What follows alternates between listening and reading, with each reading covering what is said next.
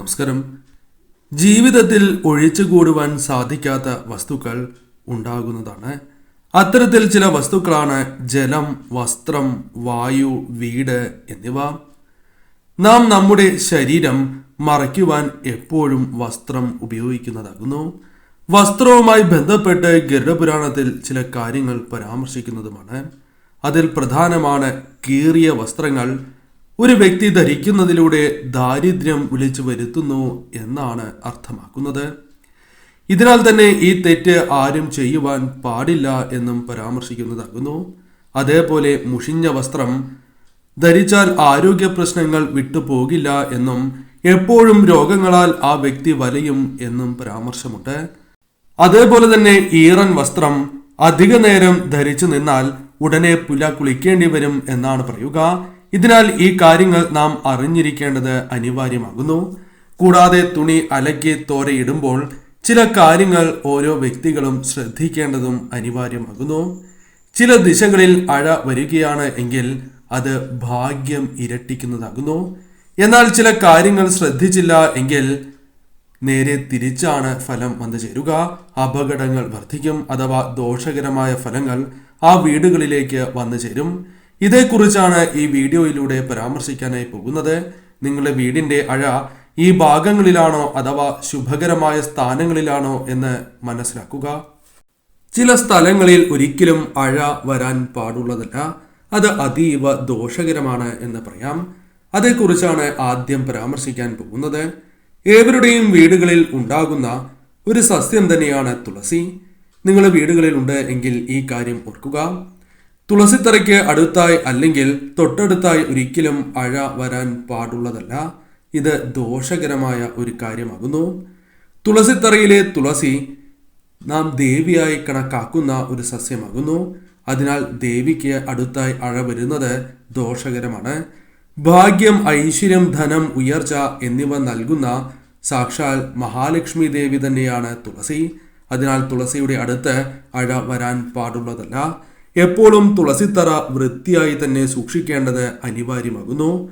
അഴുക്ക് ജലം ഒരിക്കലും തുളസിത്തറയുടെയോ അല്ലെങ്കിൽ തുളസി നിൽക്കുന്ന ഇടത്തേക്കോ വരാൻ പാടുള്ളതല്ല.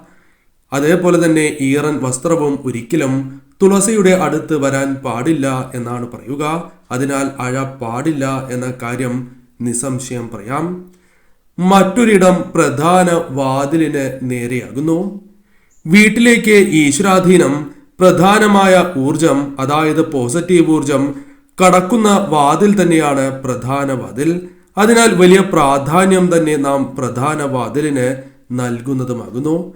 എന്നാൽ പ്രധാന വാതിലിന് തടസ്സം വരുന്നത് വലിയ ദോഷകരം തന്നെയാകുന്നു. ദൗർഭാഗ്യമാണ് എന്ന് തന്നെ പറയാം. അതിനാൽ തന്നെ ഏത് കാര്യത്തിലും തടസ്സം കൊണ്ടുവരുവാൻ ഇതിലൂടെ അവർക്ക് സാധിക്കും. അതായത് നെഗറ്റീവ് ഊർജങ്ങൾക്ക് സാധിക്കും എന്ന് തന്നെ പറയാം. അതിനാൽ തന്നെ തീർച്ചയായും അഴ പ്രധാന വാതിലിന് നേരെ മറ വരുന്ന രീതിയിൽ വരാൻ പാടുള്ളതല്ല. പ്രത്യേകിച്ചും അഴ ഈ ദിശയിൽ പാടില്ല എന്നാണ് പറയുക. വലിയ ദോഷം തന്നെയാണ് എന്ന കാര്യം നാം ഓർത്തിരിക്കേണ്ടതുമാകുന്നു.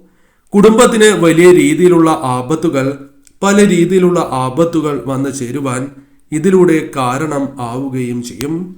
അതിനാൽ തന്നെ ഈ തെറ്റ് അറിയാതെ പോലും നിങ്ങൾ ചെയ്യരുത് എന്ന കാര്യം ഓർത്തിരിക്കുക. മറ്റൊരിടം പൂജാമുറിക്ക് നേരെയാകുന്നു.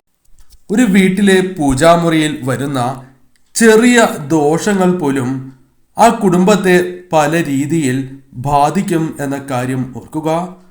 ഒരു കുടുംബത്തിലെ ഈശ്വരാധീനം നിർവചിക്കുന്നതായ ഒരു സ്ഥലമാണ് പൂജാമുറി.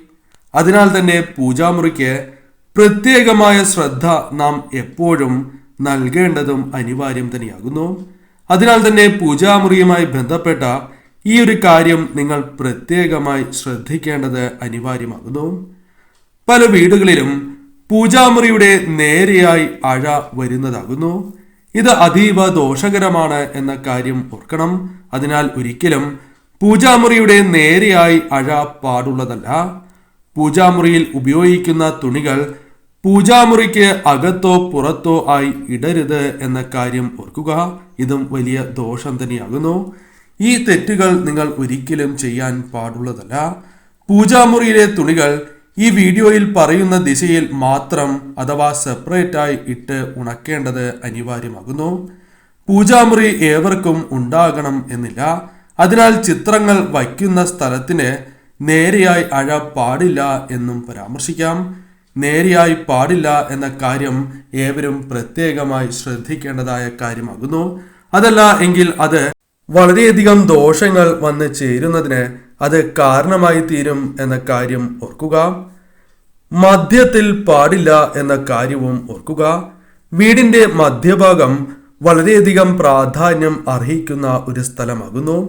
അതിനാൽ തന്നെ ഇവിടെ തുറന്ന് കിടക്കുന്നത് വലിയ ഭാഗ്യമാണ് എന്ന കാര്യവും ഓർക്കുക.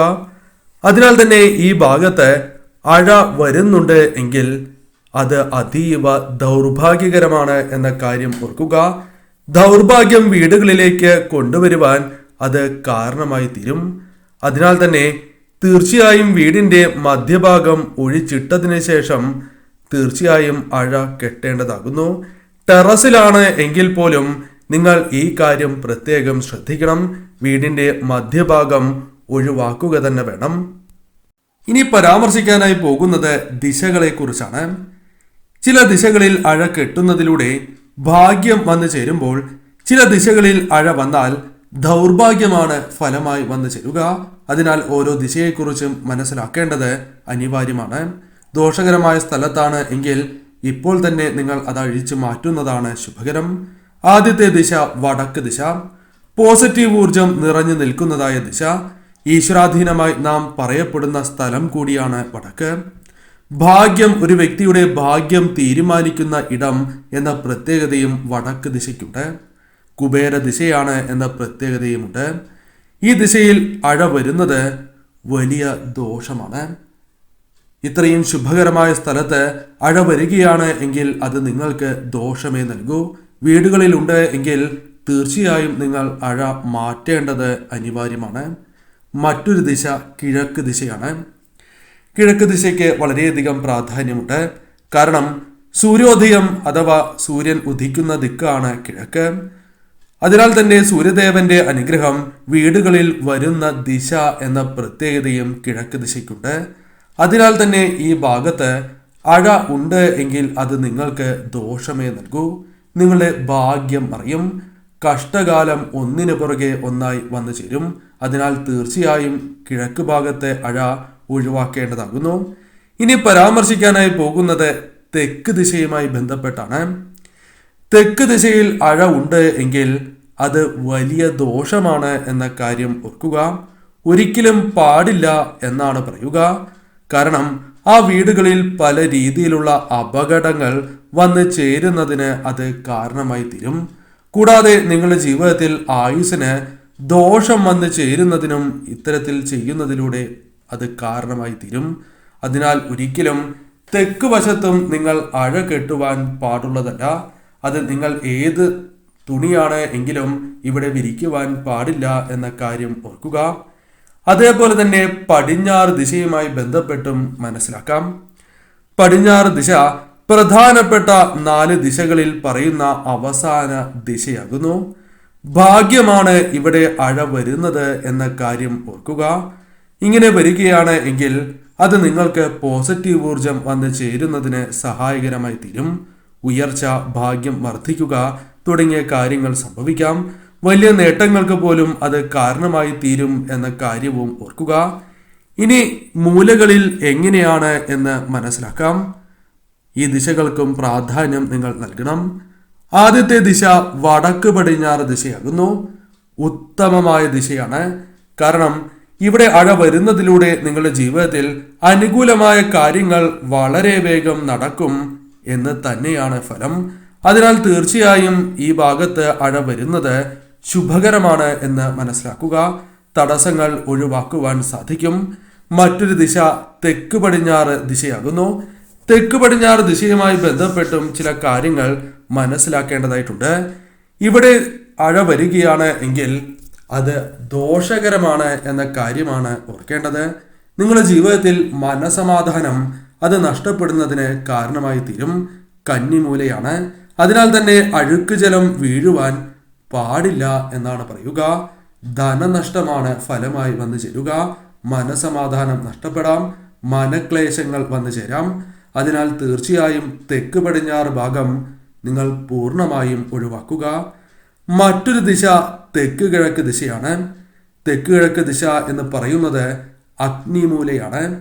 അതിനാൽ തന്നെ ഇവിടെ വെള്ളം വരുന്നത്, വെള്ളവുമായി ബന്ധപ്പെട്ട കാര്യങ്ങൾ വരുന്നത് ദോഷകരമാകുന്നു. ഈറൻ വസ്ത്രം പാടില്ല എന്നാണ് പറയുക. വലിയ ദോഷം തന്നെ വന്നു ചേരും.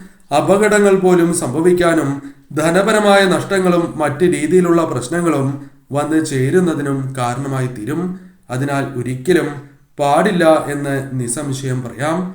അഴ ഉണ്ട് എങ്കിൽ തീർച്ചയായും നിങ്ങൾ ഒഴിവാക്കുക. മറ്റൊരു ദിശ വടക്ക് കിഴക്ക് ദിശയാണ്.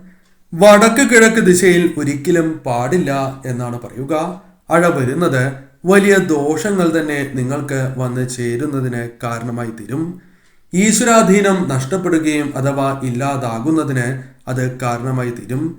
ജീവിതത്തിൽ പല രീതിയിലുള്ള ദോഷഫലങ്ങൾ വന്നു ചേരുന്നതിനും ഉയർച്ചയ്ക്ക് തടസ്സങ്ങൾ വന്നു ചേരുന്നതിനും അത് കാരണമായി തീരും. അതിനാൽ തന്നെ തീർച്ചയായും ഈ ദിശയിൽ അഴ ഉണ്ട് എങ്കിൽ അത് ദോഷകരമാണ് എന്ന കാര്യം ഓർക്കേണ്ടതായിട്ടുണ്ട്. ഈ കാര്യങ്ങൾ നിങ്ങൾ തീർച്ചയായും ശ്രദ്ധിക്കുക. ഈ കാര്യങ്ങൾ നിങ്ങളുടെ വീടിന് ശുഭകരമായ ഫലങ്ങൾ നൽകുന്നതാണ്. കാരണം ഈ കാര്യങ്ങൾ ശ്രദ്ധിച്ച് അഴ കെട്ടിയാൽ നിങ്ങൾക്ക് ശുഭകരമായ ഫലങ്ങൾ വന്നു ചേരും.